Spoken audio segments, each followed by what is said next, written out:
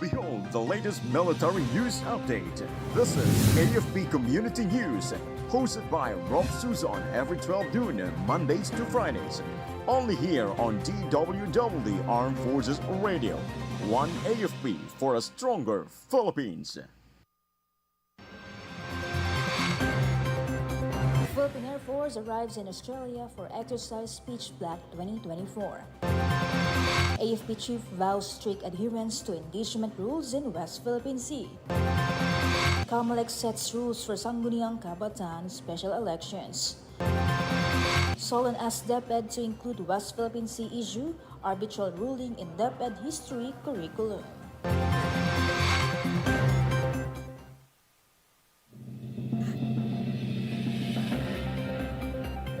Good day everyone, as well to our troops at Camp Emilio Ginaldo, Quezon City. Today is Monday, July 8, and we will bring you the latest news from the armed forces and other information around the Philippines. I am Rofh Suzon for AFP Community News. DWDD Armed Forces News. For the brief overview of our stories, the first batch of the Philippine Air Force contingent, along with essential equipment, arrived in Darwin, Australia yesterday for Military Exercise Speech Block 2024. Transported by Royal Australian Air Force aircraft, the Philippine Air Force contingent's arrival marks the start of their participation in this large-scale multinational exercise. The main contingent will join in a few days before the official start on July 12. Speech Block 2024, involving 20 nations, will focus on tactical flying and large-scale operations. DWDD Armed Forces News. Armed Forces of the Philippines Chief of Staff Jerome Browner Jr. affirmed that the AFP will strictly uphold rules of engagement in response to China's increasing aggressions in the West Philippine Sea. He stated that the troops have clear guidelines to avoid escalating tensions following President Ferdinand Marcos Jr.'s directive. He also praised the AFP's conduct during the recent rotational and reprovisional operation in the Ayungin Shoal. In a press conference after AFP's command conference, General Browner highlighted the need for clear communication among government agencies to maintain unity and prevent miscommunication. Armed Forces Radio Report. Let us hear an update from Beth regarding Joint Task Group Cebu joins forces for 2024 National Crime Prevention Program. Joint Task Group Cebu Commander Colonel Erwin Romel Alamson participated in the signing of Memorandum of Understanding for the 2024 National Crime Prevention Program at the Cebu Police Provincial Office Conference Room. The MOU signing signifies a significant collaboration aimed at enhancing crime prevention strategic across the region. This partnership is expected to foster more effective crime prevention measures, ensuring a safe environment for all residents of Cebu. This is Betaniete reporting for the AFP Community News, one AFP for a stronger Philippines. Thank you so much, Beth Taniete. DWDD Armed Forces News. The Armed Forces of the Philippines called on Filipinos to utilize their social media accounts to find the spread of false information regarding the West Philippine Sea. In an interview, AFP spokesperson Colonel Francel Margaret Padilla emphasized the need for public assistance in disseminating the truth. Under its communication plan Mulat, the AFP aims to bolster transparency, counter disinformation, and enhance public awareness about the Philippines' rights in the region. AFP Chief of Staff Jerome Browner Jr. highlighted the dangers of China's United Front works designed to divide the Filipinos. DWDD Armed Forces News. The 30th and 29th Infantry Battalions captured 2 firearms in a skirmish against the Communist terrorist group in Barangay Hinimbangan, Itcharao, Agusan del Norte. The encounter, lasting around 5 minutes, saw troops engaging 6 Communist NPA terrorist members led by Ricky Emper alias Rem. The soldiers seized 1 M16 rifle with a magazine and 1 caliber .45 pistol with a magazine along with other personal items. Brigadier General Arsenio Sadural, the commander of the 901st Infantry Brigade, remarked on the significance of the seizure, noting that the CTGs have been attempting to to intimidate the local communities. Armed Forces Radio Report. We have a report coming in about Presidential Peace Advisor expresses condolences for the passing of NAC Commissioner Nasser Moro Hamsalik. The entire Office of the Presidential Advisor for Peace, Reconciliation, and Unity has expressed their condolence following the passing of National Amnesty Commission Commissioner Nasser Maron Homsalik. In a statement, Presidential Peace Advisor Secretary Carlito Galvez Jr. extended his sympathies to his family, friends, and all those who were part of this life. He noted that as NIC, Commissioner Maron Homsalik supported an importance of the government amnesty program in promoting peace in the country. Galvez sympathized that despite his passing, his significant contribution to peace will remain etched in the mind and heart of all who work with him. This is Jimboy reporting for AFP Community News, 1 AFP for a stronger Philippines. Thank you so much, Jimboy. DWDD Armed Forces News. President Ferdinand Marcos Jr. has directed the military troops in Sulu to ensure the upcoming parliamentary elections for the Bangsamoro Autonomous Region in Muslim Mindanao peaceful. During his visit to the Army's 11th Infantry Division, he emphasized the importance of vigilance despite the reduced threats from terrorist groups. President Marcos highlighted that an orderly election would contribute to smooth governance in the region and warned against complacency in managing election-related challenges. The Barn parliamentary elections, set for May 12, 2025, will coincide with the midterm legislative polls. DWDD National News. For our national news, the Commission on Elections has set the rules for the conduct of the Sangguniang Kabataan Special Elections, or SKSE. COMELEC data shows there are 113 vacancies for SK chairman position, while 553 vacancies for SK members, as no candidate ran for those seats during the May 2023 elections. COMELEC Chair George Erwin Garcia said that having a complete membership in the Sangguniang Kabataan is not a matter of discretion but mandated under the law. Armed Forces Radio Report. On the other line, let us hear from Spencer about Philippine and Japanese officials to hold strategic 2+2 meeting in Taguig City. Yes, Rofh, the Department of National Defense Secretary Gilbert Chidoro and Department of Foreign Affairs Secretary Enrique Manalo will meet with their Japanese counterparts, Defense Minister Kihara Minoru and Foreign Minister Kamikawa Yoko today. This is the second Philippines-Japan Foreign and Defense Ministerial meeting following the initial meeting in April 2022 in Tokyo, Japan. Armed Forces of the Philippines Chief of Staff General Romeo Browner Jr. expressed hope that a reciprocal access agreement between the Philippines and Japan will be signed during today's activity. General Browner highlighted the importance of the RAA, which would allow Japanese forces to conduct joint military training with the AFP. And this is Spencer reporting for AFP Community News, 1 AFP for a stronger Philippines. Thank you, Spencer Ross. DWDD National News. PBA Party List Representative Margarita Nograles is asking the incoming Department of Education Secretary Senator Sally Angara to include topics on the West Philippine Sea in the national history curriculum. Nograles believes that it is crucial in cultivating a sense of national pride and responsibility. She said that young Filipinos should be aware of the legal and historical context of the country's territorial claims to better appreciate the efforts of the government and diplomats in defending our sovereignty. The Congresswoman made the appeal to DepEd amid the heightened tensions in the West Philippine Sea.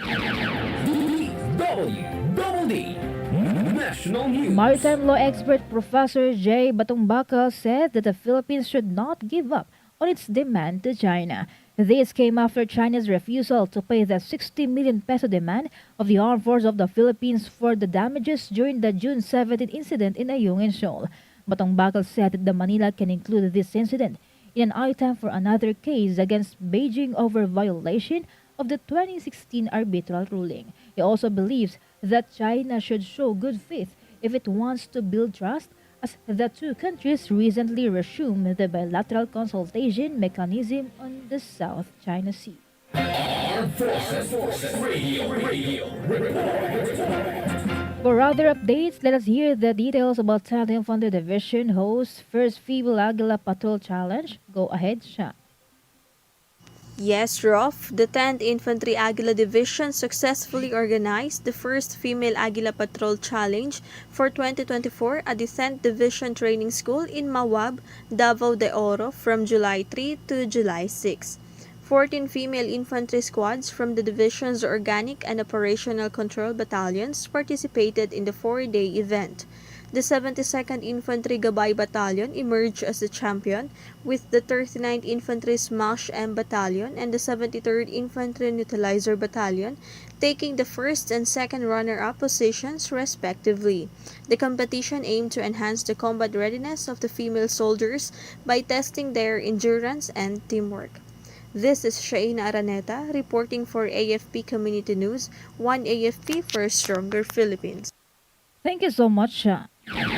DWDD National News. Moving on to another story, Bulacan local government unit has issued an ordinance banning the establishment of Philippine offshore gaming operations in the province.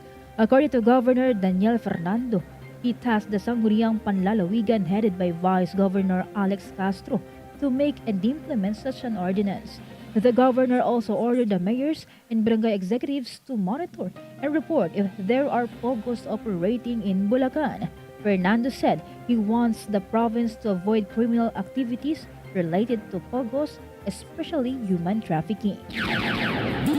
DWDD National News. A joint police inspection team discovered an underground tunnel and an indoor firing range at the posh leisure resort in Barangay Senora Porac, Pampanga.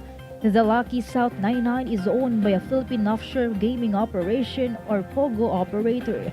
Mayor Jaime Capil had directed the authorities to conduct the on-site inspection with Governor Denise Pineda, who joined the search operation last Saturday. Capil said the establishment was first owned by the American national who sold it to the RMM Corporation, which eventually sold it to Chinese nationals. Armed Forces Radio Report. From First CRG, let us hear more updates from Maljoy about AFP stakeholders strengthen local peace engagement in Cagayan. Rofh soldiers from the 17th Infantry Battalion and the 5th Civil Military Operations Battalion, with the cooperation of the Office of the Presidential Advisor on Peace, Reconciliation and Unity, Department of Interior and Local Government, National Intelligence Coordinating Agency Region 2, and the Sambayanan Cagayan conducted a community consultation with the people and officials of Gataran Cagayan on July 3, 2024. The purpose of the activity is to raise awareness among local officials and citizens regarding government services and programs for peace and security.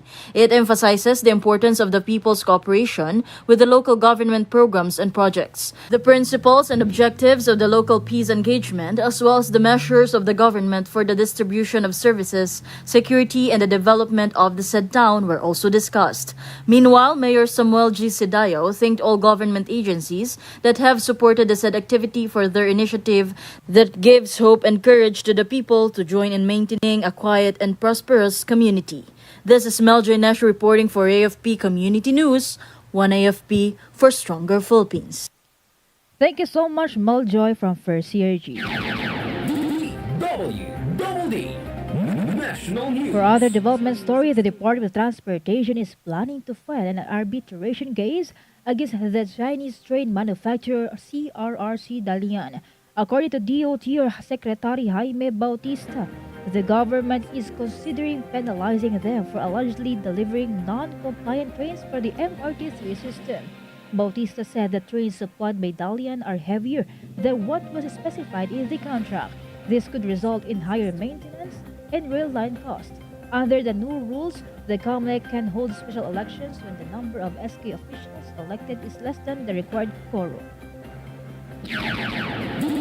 DWDD National News. The Bureau of Immigration has recorded a mid-year surge in international travel. BI Commissioner Norman Tansinko said that the Bureau recorded more than 1 million travelers in June. Tansinko attributed the rise in the number of travelers to class breaks, allowing families to have their vacations abroad. The trend is expected to continue until this month of July. Armed Forces Radio Report. And now let us hear our reporter on the ground for more updates about Philippine Fleet conducts change of command ceremony for offshore combat force. Go on for the details, Bea. Yes, Rofh, the Philippine Fleet held a change of command ceremony at Arayon Hall in Naval Base Heracleo, Alano. Philippine Fleet Commander Rear Admiral Renato David graced the said event wherein Captain Joselito de Guzman was installed as the new acting commander of its subunit, the Offshore Combat Force, which succeeded by Commodore Edward Ike de Sagon. Moreover, Rear Admiral David praised Commodore de Sagon's professionalism, competence, and leadership, expressing confidence that Captain de Guzman will continue to lead the Offshore Combat Force effectively. Commodore de Sagon also voiced his optimism, stating his belief that the force is in capable hands and will achieve even greater heights under Captain de Guzman's leadership. It is Beatrice reporting for AFP Community News, 1 AFP for a stronger Philippines. Thank you, Beatrice. DWDD National News. The high retail price of tomatoes is expected to remain, according to Farmers Group Philippine Chamber of Agriculture and Food Incorporated. PCAFI President Danilo Fausta explained that the rainy season affects the growth of tomatoes and other vegetables. He said that the solution is still at the post-harvest, like the converting tomatoes into tomato paste and sauce. Earlier, the Department of Agriculture said that the tomato prices would go down in the next 2 weeks. DWDD National News. 5 persons of interest in the killing of beauty pageant contestant Geneva Lopez and her Israeli boyfriend Itzhak Cohen are now under police custody. According to Philippine National Police Chief General Romel Marbil, 3 were arrested for different cases, while 2 surrendered and gave their testimonies. Meanwhile, PNP spokesperson Colonel John Fajardo said that one of the arrested personalities serves as the middleman or real estate agent, the last person the victims met before they went missing. Fajardo added that guns and grenades were seized during the raid of the house of the middleman. These will undergo a cross-matching and ballistic examination to determine if they were used in crimes. Armed Forces Radio Report. From Manila, let's hear some update from Ella Mercado about Our Lady of Peace and Good Voyage. This is PCG-based Parola in Binondo, Manila. Thank you very much. The historical journey of Our Lady of Peace and Good Voyage continues after visiting the Philippine Coast Guard Base Parola in Binondo, Manila just recently. The journey of the aforementioned image not only to commemorate the ancient times of miraculous virgin during the Galleon era, but also to serve as a simple reminder to the leaders who will make major decisions for the betterment and peace of everyone. According to the leadership of Antipolo Cathedral, our Nuestra Señora de la Paz Ibon Viaje is a carrier of love, protection, and peace not only to its devotees but also on different sides of the country. In their statement, Philippine Coast Guard officials said their acceptance of the image of Our Lady of Peace and Good Voyage will serve as an inspiration, patroness of travel, and protector of the Philippine Coast Guard, and with the purpose of being placed the gifted replicas as Our Lady on the island of Pag-asa.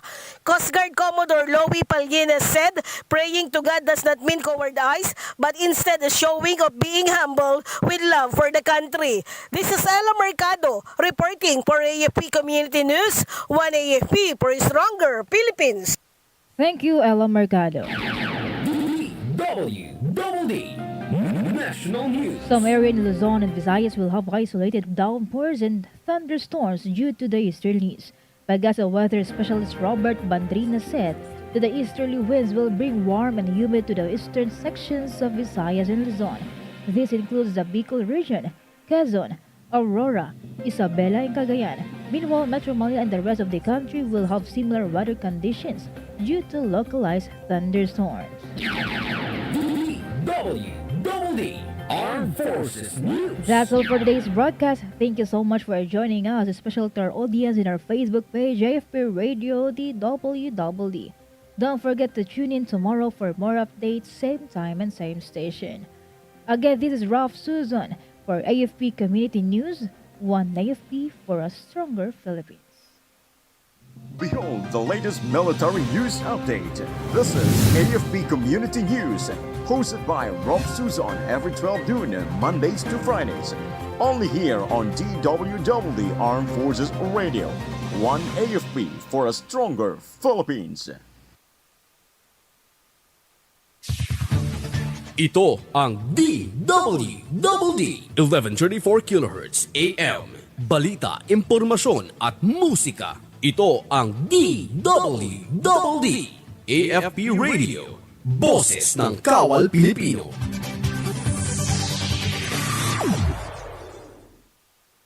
Kayo ay nakatutok sa DWDD AFP Radio.